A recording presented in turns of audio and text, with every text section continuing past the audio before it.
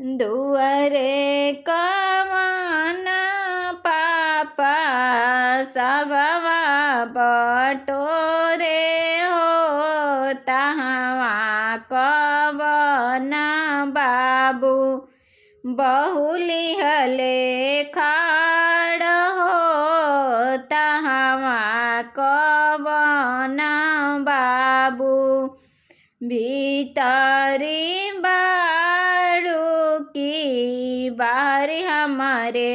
आमा हो, बहू के उतार आमा हमके परीछ हो, बहू के उतार आमा। दुअरे कवन चाचा सबवा